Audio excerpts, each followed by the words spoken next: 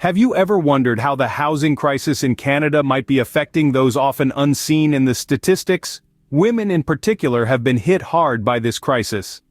The housing situation in Canada is indeed a crisis, a silent crisis that is affecting thousands of women, girls, and families daily. When we say homelessness, we often picture individuals sleeping on the streets, but the reality is more complex and often invisible. Every day, over 9,000 women and girls find themselves without a place to call home. Yet, they remain unseen, their struggles hidden in the shadows of society. Many of these women resort to desperate measures, such as couch surfing, trading sex for a place to sleep, or cramming into overcrowded apartments that are barely habitable. The affordable housing options are so scarce that these women are left with little to no choice. They are forced to endure these dire circumstances, their stories untold, their voices unheard. But amid this bleak reality, there are voices striving to make a difference. Enter the Women's National Housing and Homelessness Network.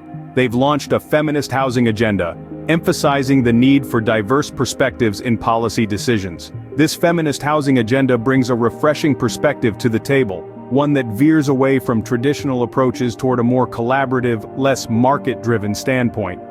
Feminist approaches to housing are founded on the belief that housing is a right, not an investment, a viewpoint that brings humanity back into a sector often dominated by profit margins.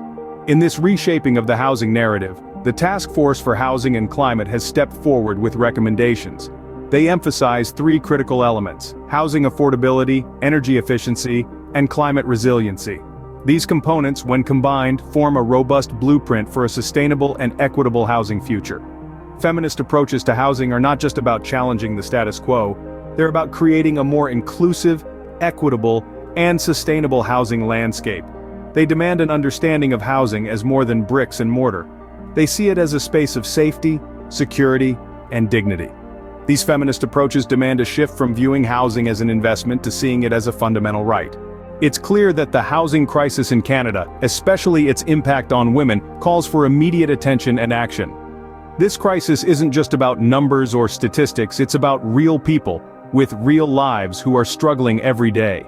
It's about the over 9,000 women and girls who experience homelessness on any given day, with nearly 1,000 women and children turned away from shelters daily.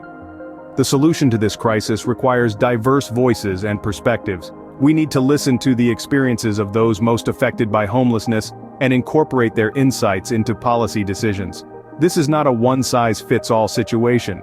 We encourage you to educate yourself about the housing crisis. There are resources available such as the Canadian Observatory on Homelessness and the Women's National Housing and Homelessness Network that provide valuable information. Get involved in your community, support initiatives that advocate for affordable housing, and engage in conversations about this issue.